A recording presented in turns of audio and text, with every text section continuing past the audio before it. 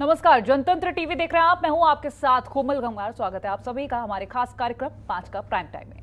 रामपुर से 10 बार के विधायक और सपा के कद्दावर नेता आजम खान आज आखिरकार जेल से रिहा हो ही गए हैं और सुप्रीम कोर्ट की ओर से उन्हें अंतरिम जमानत दिए जाने के बाद आज सुबह उन्हें जेल से रिहा किया गया है। हालांकि समाजवादी पार्टी को कई बार जीत दिलाने वाले और सपा के वरिष्ठ नेताओं में से एक आजम खान से शायद सपा की दूरियां बनी रही हैं। जी हां, तभी तो आजम खान की सीतापुर जेल से रिहाई के वक्त कोई भी सपा का नेता यहां नहीं पहुंचा था। और वहीं अखिलेश यादव ने रिहाई के बाद ट्वीट जरूर किया है, लेकिन क्या सिर्फ इतना ही काफी है? ऐसे में फिर से सवाल उठने लगे हैं कि क्या अखिलेश यादव और आजम खान में सब कुछ ठीक है? क्या आजम खान से सपा ने दूरी बना ली है? और अगर हां, तो इसके क्या कारण है? उधर यह भी माना जा रहा है कि आजम खान की रिहाई से सूबे की राजनीति में नया मोड़ आ सकता है। आजम खान की बगावत से अखिलेश यादव की परेशानी और भी बढ़ सकती है। अगर वो सपा से अलग होते हैं तो बड़ी संख्या में मुस्लिम वोटर्स सपा से किनारा कर सकते हैं। आजम की सियासी ताकत से सभी वाकिफ है और यही वजह है कि कांग्रेस से लेकर बसपा तक ने आजम खान पर डोरे डाले हैं। शिवपाल यादव भी आजम खान से जेल में मुलाकात करने गए थे। अब ऐसे में सवाल यह है कि क्या दोनों नेता साथ में मिलकर नया मोर्चा बनाएंगे?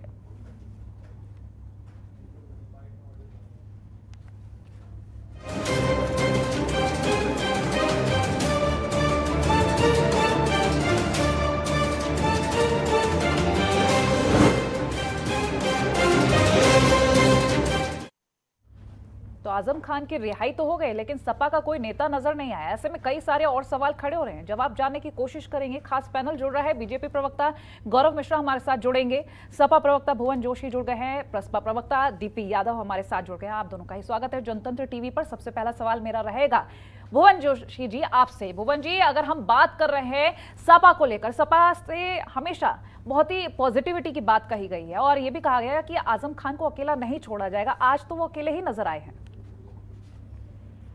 देखिए, मैं कहना चाहता हूं, जैसा कि आपके चैनल के माध्यम से भी आपने अभी खुद बताया कि माननीय अखिलेश यादव जी का ट्वीट भी आ गया है और इसके साथ साथ आप पूरे देश के चैनल में देखा कि उनकी जब पत्नी ने बयान दिया था कि माननीय अखिलेश यादव जी ने हमारी पूरी मदद करी है और हमसे मिलने भी आए हैं और जेल भी गए हैं और उन्होंने कहा था कि पूरी कानूनी मदद देने का काम करा है। और निश्चित तौर पे ये जो जिस तरह की ये चर्चा चलाई जा रही है, हम इस तरह की चर्चाओं में कोई सकते हैं। माननीय आजम खान के सपूत जो कि आपको पता होगा इस समय वर्तमान में विधायक भी है, वो भी हमको लेने के लिए गए थे, जो पक्ष टीवी दिखा नहीं रहा है। भुवन जी, ऐसा महसूस हो रहा है विधायक तो सिर्फ नाम के रह गए।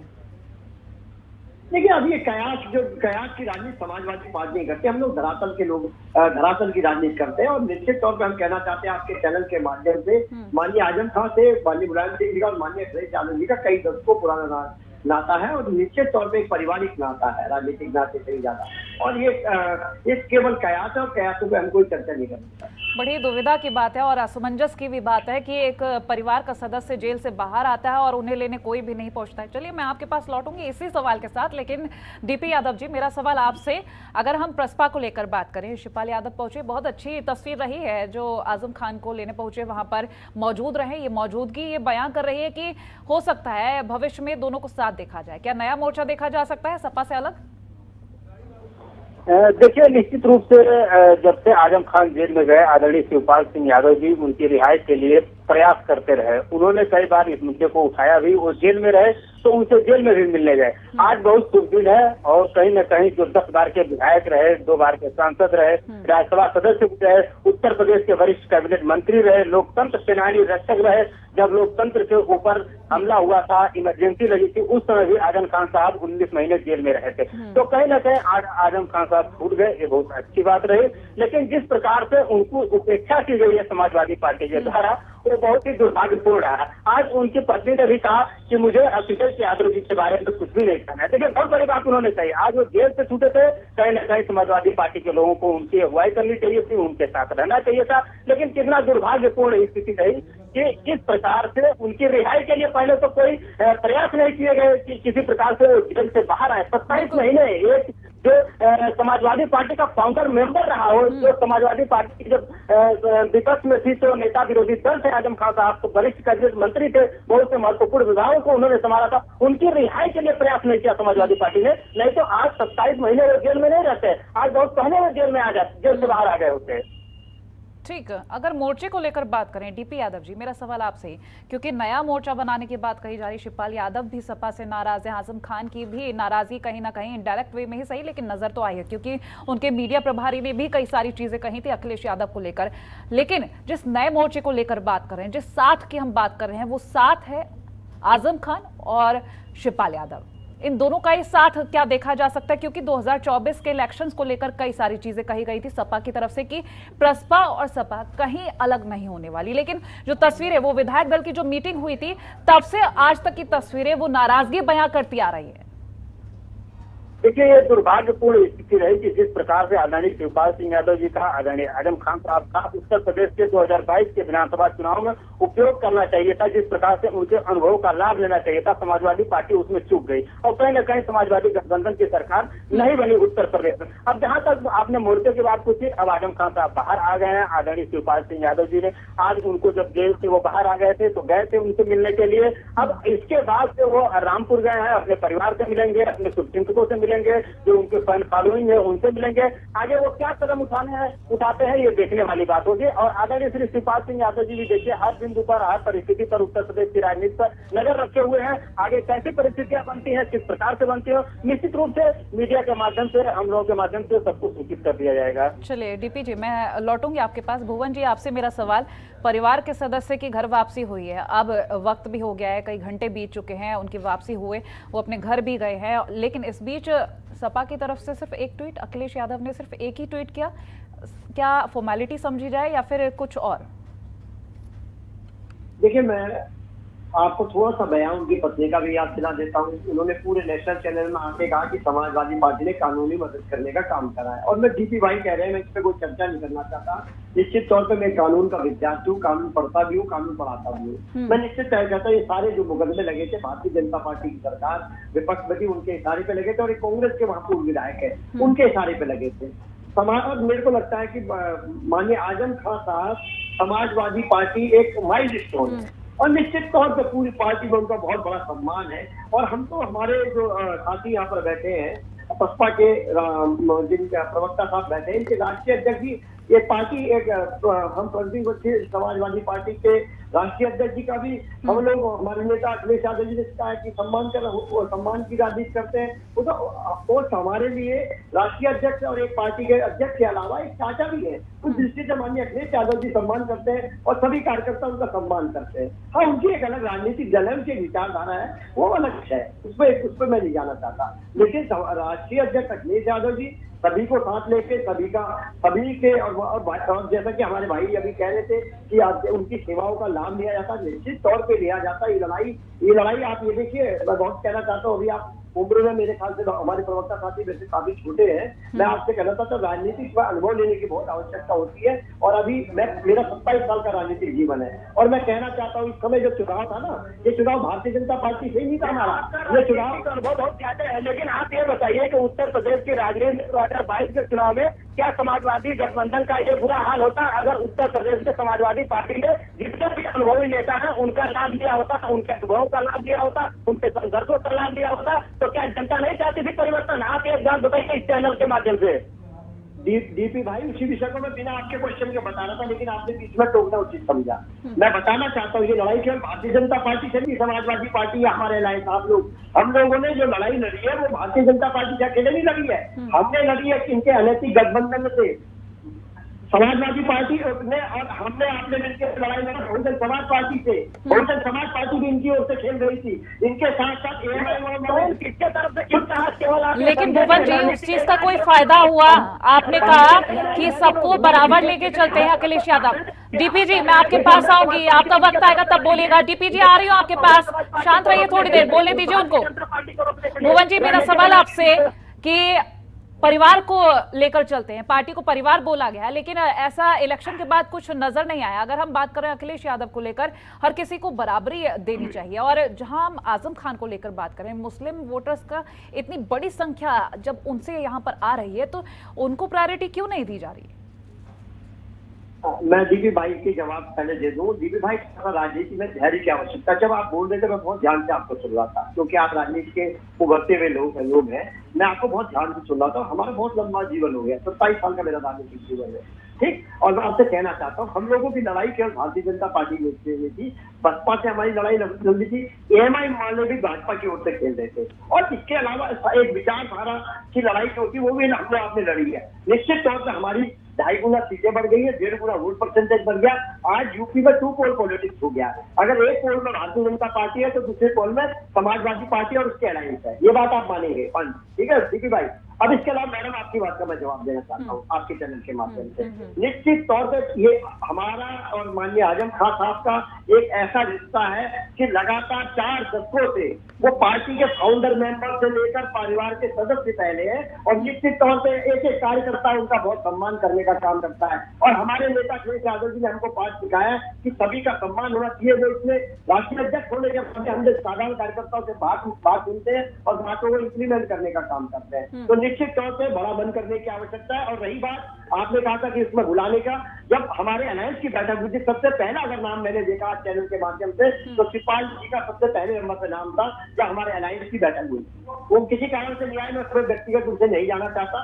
निश्चित तौर पे हमारी जो लड़ाई है दीदी भाई, आज की हमारी जो लड़ाई है 2024 में कैसे ये लड़ाई बीजेपी से है या सिर्फ अगर हम विकास को लेकर बात करें उसकी जंग है? क्योंकि बीजेपी तो मैं बहुत देर से सुन रही है, लेकिन विकास की मैंने एक भी बार बात सुनी नहीं आपके मुंह से। मैं बता रहा हूँ मैम, हमारी लड़ाई है उस परीक्षा माफिया से जो उत्तर प्रदेश में हावी है, जिसके कारण मेरी आपकी बेटी और दीदी भाई की बेटी ने आत्महत्या कर ली। हमारी लड़ाई है बेरोजगारों से जो रोजगार मांगने जाते हैं तो उनको डंडे पड़ते हैं। हमारी लड़ाई है महंगाई से। हम कहना चाहते हैं, ये माननीय योगी जी बुलडोजर कहते हैं, खूब बुलडोजर चलाए, हम भी इनके बुलडोजर के साथ चलाए। ये महंगाई के खिलाफ अपना बुलडोजर चलाए, बेरोजगारी के खिलाफ अपनी लड़ाई चलाए, शिक्षा माफिया के खिलाफ लड़ाई चलाए, लेकिन एक जाति और विशेष और धर्म विशेष के खिलाफ जब ये बुलडोजर चलाते हैं तो समाजवादी पार्टी सड़क से लेकर सदन तक इनका विरोध करती है। चलिए लौटूंगी। टीपी यादव जी, मेरा सवाल आपसे शिवपाल यादव को लेकर ये सवाल रहेगा, क्योंकि हम अगर शिवपाल यादव को लेकर बात करते हैं, ये नाराजगी हम बहुत पहले से ये देख रहे हैं। जब इलेक्शंस में प्रमोशंस की बात हुई थी, आगे चलकर रैली करने की बात हुई थी, तो एक ही जगह शिवपाल यादव नजर आए थे और उसके अलावा कहीं और नजर नहीं आए। हालांकि ये जरूर कहा गया कि ये जो गठबंधन है तोड़े नहीं टूटेगा, लेकिन आज वो गठबंधन नजर ही नहीं आ रहा। अगर हम शिवपाल यादव को लेकर बात करें तो काफी ज्यादा क्लोजनेस देखी गई है बीजेपी और शिवपाल यादव के बीच में। कुछ खिचड़ी बन रही है, कुछ नजर आएगा? देखिए कमल जी, निश्चित रूप से आदरणीय शिवपाल सिंह यादव जी ये चाहते थे कि उत्तर प्रदेश में 2022 में जनता की मंशा के अनुरूप सत्ता का परिवर्तन हो। जनता चाहती थी, जनता कहीं से भी ये नहीं चाहती थी कि वही सरकार दोबारा उत्तर प्रदेश में बने। लेकिन जो उत्तर प्रदेश में समाजवादी गठबंधन था, समाजवादी पार्टी थी, समाजवादी पार्टी पता नहीं किस अहंकार में थी, किस दम्भ में थी, किस घमंड में थे, इसके नेता जनता के लक्ष्य को नहीं समझ पा रहे थे। वो पता नहीं क्या सोच रहे थे कि किस प्रकार से जनता हम ही को चुनने वाली है। तो कहीं न कहीं जो इनका भ्रम था वो भ्रम की स्थिति दूर हो गई। अभी हमारे साथी जो भारतीय जनता समाजवादी पार्टी के यहाँ बैठे हुए हैं, ये कह रहे थे कि हमारी सीटों में 2 गुने से ज्यादा की वृद्धि हुई है, हमारे मत प्रतिशत में वृद्धि हुई। अरे भाई, ये सब आप कह करके क्यों अपने ऊपर ही आशास्पद बातें कर रहे हैं? आपको जनता सरकार बनाने का अवसर दे रही थी, आप उससे चूक रहे हो और आप डबल सीटें करके मत प्रतिशत बढ़ा करके इसी में खुश हो रहे हो। तो कहीं न कहीं ये गलतफहमी ध्यान मन से निकालिए। उत्तर प्रदेश में जो है जनता चाहती थी कि परिवर्तन हो। आदरणीय शिवपाल सिंह यादव जी ने अपने राजनीतिक जीवन का सबसे बड़ा त्याग किया, अपने राजनीतिक जीवन का सबसे बड़ा बलिदान किया। वो एक सीट पर मान गए, उनको एक सीट पर सीमित कर दिया, वो कहीं नहीं गए। उत्तर प्रदेश में जो समाजवादी गठबंधन है उनके अनुभवों का लाभ लिया। आप देखिए सबके सामने परिस्थितियां हैं, स्थिति सबके सामने है, किस प्रकार से गठबंधन की हार हुई थी। अगर गठबंधन में उनके अनुभव का उपयोग किया गया होता तो मैं आज आपके चैनल के माध्यम से कह रहा हूँ कि निश्चित रूप से आज उत्तर प्रदेश के राजनीतिक परिदृश्य दूसरा होता है। चलिए लौट रही हूँ मैं आपके पास। भुवन जी, आपसे मेरा सवाल 2024 के इलेक्शंस को लेकर जब बात करते हैं तो बहुत सारी तस्वीरें सामने आती है, लेकिन फिलहाल अगर आजम खान सपा का दामन छोड़ देते हैं, आपके हाथों से तो बहुत कुछ चला जाएगा। देखिए, मैं कहना चाहता हूँ ये केवल कयास है और कयासों पे समाजवादी पार्टी राजनीति नहीं करती। निश्चित तौर पे मैंने कहा है ना कि ऐसे ही आपके मीडिया चैनलों ने एक पहले बहस चलाई थी, उस तारीख को मेरे को अच्छे से याद है कि 19 अप्रैल की आपने तिथि निर्धारित कर दी कि शिवपाल जी भाजपा ज्वाइन कर लेंगे। ये निश्चित तौर पे इस तरह के कयास है और निश्चित तौर पे जो समाजवादी विचारधारा के लोग हैं और समाजवादी चिंतन जो समाजवादी जीवन को जो जीते हैं वो निश्चित तौर पे ये परिवार पे है, परिवार में कभी कभी हम लोगों के हो जाती है, उस चीज हो जाती है, लेकिन परिवार परिवार होता है, विचारधारा विचारधारा होती है। सब लोग मिलकर भारतीय जनता पार्टी को 2024 में माननीय अखिलेश यादव जी के नेतृत्व में भारतीय जनता पार्टी को हराने का इंतजाम है, पार्टी आगे बढ़ती है। ये तो 2022 के इलेक्शंस में भी सुना था। फिलहाल आपसे मैं ये भी जानूंगी कि परिवार है, वाकई में मैं परिवार मानती हूँ सपा को और हर किसी कार्यकर्ता को वरीयता दी जाती है, आपकी बात भी मान ली, लेकिन आज अखिलेश यादव से मीडिया कर्मी बात भी कर रहे थे, लेकिन उन्होंने कोई जवाब नहीं दिया आजम खान को लेकर। कम से कम कुछ तो लफ्ज बोल ही सकते थे, क्योंकि अगर मीडिया के सामने कुछ चीजें वो बोलते हैं, इससे काफी सारी चीजें साफ हो सकती थी, हो सकता था आजम खान तक वो बातें पहुंचती। लेकिन जिस तरह से हमने पूर्व में देखा, आजम खान से सपा नेता मिलने गए, वो नहीं मिले, बाकी के पार्टी के नेताओं से वो मिले हैं। देखिए, मैं तो आपसे निश्चित तौर पे कह रहा हूँ, माननीय अखिलेश यादव जी ने, आज आपने देखा होगा, आज महामहिम लोकसभा के अध्यक्ष भी उत्तर प्रदेश में सदन में आए हुए थे। इस व्यस्त कार्यक्रम के बाद भी उन्होंने अपना लगातार सोशल मीडिया के द्वारा उनका स्वागत करा है। तो निश्चित तौर पे इस तरह से लीक निकालने का टाइम नहीं है। आज हम सब समाजवादियों के लिए बड़ा गर्व का विषय है कि माननीय आजम खान ऐसी ताकतों के खिलाफ जो संघर्ष करते थे, माननीय सर्वोच्च न्यायालय जी का हम आभार प्रकट करते हैं। ऐसे नेता त्यागी पुरुष को उन्होंने आज जमानत देने का काम करा। निश्चित तौर पे अल्पसंख्यकों के और पूरे प्रदेश की लड़ाई को लड़ने का काम आजम खान जी के सहयोग से माननीय अखिलेश यादव जी नेतृत्व में समाजवादी पार्टी करेगी। चलिए, 24 के इलेक्शंस को लेकर क्या रणनीति, कौन कौन साथ होगा? मैं एक आपका रोड मैप जानना चाहती हूँ कि किस किस को साथ लेकर चल रहे हैं आप?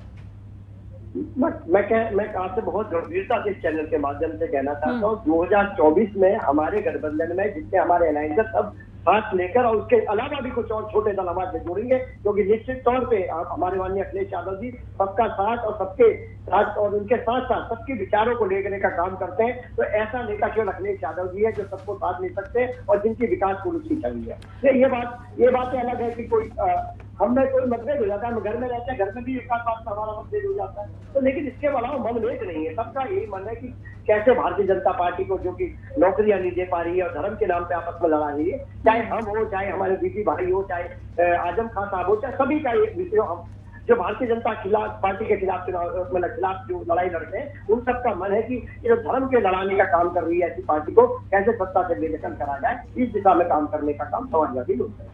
ठीक, भुवन जी, मेरा एक और सवाल आपसे ही रहेगा, क्योंकि अगर हम बात कर रहे हैं आगे बढ़ने की, इस जर्नी में कौन कौन, मैं नाम जानना चाहूंगी, क्या प्रसपा अध्यक्ष शिवपाल यादव नजर आएंगे? क्योंकि जहां तक कि अभी तो कोई साथ नजर नहीं आ रहा।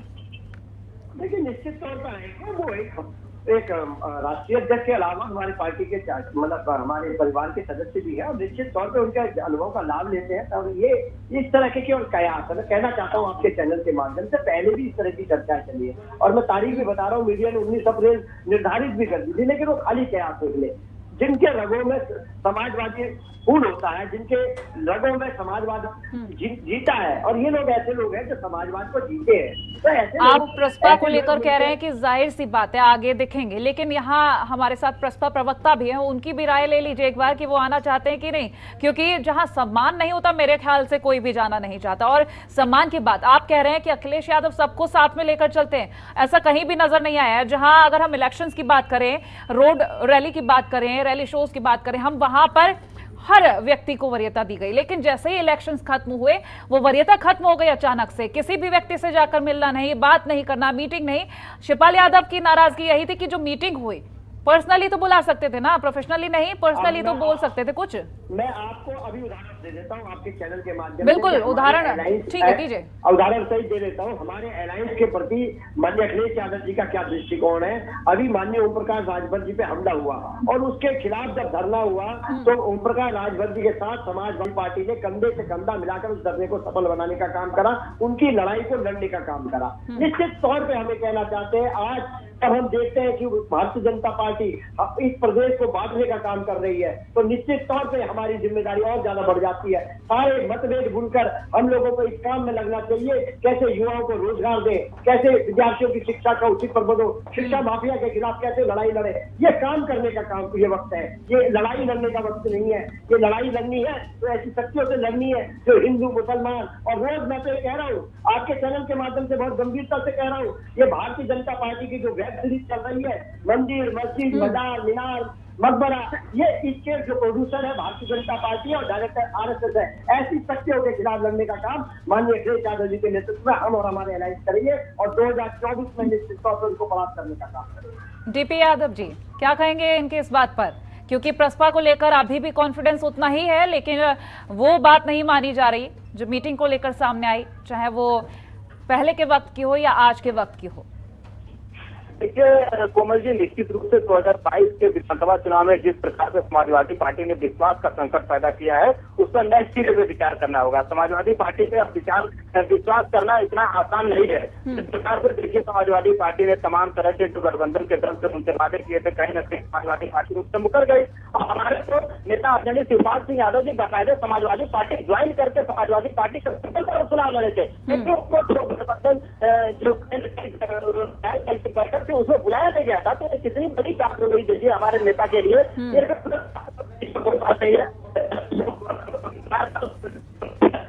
जो गठबंधन होगा उसमें वो पूरे जोर से लगे रहे, चुनाव लड़ते रहे, लेकिन अब देखिए परिस्थितियां किस प्रकार से बढ़ गई है। अब बदली परिस्थितियों में 2024 का लोकसभा का चुनाव होने वाला है। नए सिरे से विचार पार्टी के सभी जो फ्रंटल संगठन है उनका गठन हो चुका है। हमारे पार्टी का प्रदेश संगठन है उसका गठन होगा, कहीं ना कहीं उससे गठबंधन होना है नहीं होना है हुए वो मीडिया के सामने कहावत कि गॉड प्रभु ईश्वर ऊपर वाला उन्हीं की मदद करता है, उन्हीं की सहायता करता है जो अपनी सहायता करते हैं। तो जो लोकतंत्र में जो जनता रूपी भगवान है, जो भगवान है जनता, वो मदद तो करनी चाहती थी गठबंधन की, जो समाजवादी गठबंधन है, लेकिन समाजवादी पार्टी के लोग अपनी मदद स्वयं नहीं करना चाहते थे। वो घमंड में चूकते, जिसकी वजह से उनकी करारी हार हुई। अब उत्तर प्रदेश के 2024 के लोकसभा चुनाव आने हैं भारतवर्ष के। अब उसमें देखिए किस प्रकार से समाजवादी पार्टी के नेताओं के जो है हौसले बुलंद देखिए, वो ख्याली तलाश उठाए जा रहे हैं कि हमारी जीत होगी। 2024 का जो लोकसभा चुनाव होगा उसमें कहीं समाजवादी गठबंधन की जीत होगी। तो इस तरह करेंगे। आज जो समाजवादी पार्टी के नेता है जो कि वो कहीं न कहीं सुविधा भोगी हो गए हैं, घरों से निकलना नहीं चाहते हैं, वो एसी में बंद रहना चाहते हैं, ट्विटर के माध्यम से वो कहीं न कहीं राजनीति करना चाहते हैं। हमारे नेता आज बताइए सीतापुर जेल में पहुंच गया आजम खान साहब को रिसीव करने, वो बाहर आ रहे थे 27 महीने बाद, लेकिन कोई समाजवादी पार्टी का नेता क्या नहीं पहुंच सकता था, क्यों नहीं पहुंचा, सवाल होना चाहिए उनसे। बिल्कुल सही बात है। चलिए फाइनल कमेंट्स ले लेते हैं। भुवन जोशी जी, मैं आपसे फाइनल कमेंट लूंगी क्योंकि आजम खान को लेकर जब बात हो रही है आपने कहा कि सब कुछ ठीक है। समाजवादी पार्टी के फाउंडर मेंबर रहे हैं, समाजवादी पार्टी के लिए लाठी डंडे खाए हैं, वो समाजवादी पार्टी के लिए जेल गए हैं, समाजवादी पार्टी की कई बार सरकार बनाई है उन्होंने, तो क्या यही सम्मान देना चाहती थी समाजवादी पार्टी उनको आज कि एक नेता उनका? भुवन जोशी जी, नाराजगी बहुत ज्यादा बढ़ चुकी है, अब रास्ता बदलना होगा, मंजिल वही रखिए, रास्ता बदलना होगा। देखिए मैं कहना चाहता हूँ, मैं निश्चित तौर पे कहना चाहता हूँ, जब लड़ाई बड़ी है उसको लड़ने का काम समाजवादी करते हैं और समाजवादी लोग लड़ने का काम करेंगे ऐसी ताकतों के खिलाफ जो इस धर्म की आड़ में डिवाइड एंड रूल की पॉलिसी कर रहे हैं। और निश्चित तौर पे लोगों को बांटने का, उत्तर प्रदेश की जनता को बांटने का काम कर रहे हैं। एज पॉलिटिक्स के बीच जिन्होंने इससे ज्यादा खो दिया उत्तर प्रदेश की भारतीय जनता पार्टी की सरकार ने कि आज दिल्ली, जयपुर, मध्य प्रदेश, ये भारत, ये 4 अन्य राज्यों में भी इसकी जो है फसल हो रही है। तो निश्चित तौर पे उसके खिलाफ लड़ाई लड़ने को काम करेंगे। और ये जो बाकी जो लड़ाई होती है ये बहुत बड़ी होती है, लेकिन जब बड़ी लड़ाई होती है तो उसको लड़ाई लड़ने का काम करते हैं। आपको एक उदाहरण दे दूं, आपके घर में लड़ाई हो और एक दूसरा व्यक्ति बाहर का आदमी आके लड़ाई लड़ने आपके घर में, लेकिन मेरे घर में जब लड़ाई होगी तो मेरे घर के मुखिया की जिम्मेदारी बनती है उस लड़ाई को शांत कराना, ना कि शांत होकर कहीं और चले जाना। भुवन जी, वक्त का अभाव है, डिबेट को यहीं रोकना होगा। बहुत शुक्रिया आपका इस चर्चा का हिस्सा बनने के लिए। तो जिस तरह से लगातार तस्वीरें उठ रही हैं, आजम खान को लेकर कई सवाल पहले से ही सामने आ रहे थे, और अब जिस तरह से अखिलेश यादव ने चुप्पी साध ली है, क्या होगा इसका जवाब आजम खान की तरफ से, ये वक्त बताएगा। लेकिन फिलहाल इसी के साथ हमारी इस खास चर्चा में इतना ही। देखते रहिए जनतंत्र टीवी। नमस्कार। खबरों के निष्पक्ष विश्लेषण के लिए सब्सक्राइब करें Jantantra TV and press the bell icon. Never miss any update.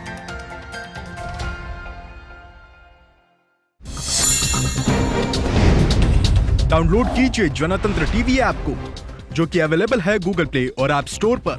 अधिक जानकारी के लिए अभी डाउनलोड करें।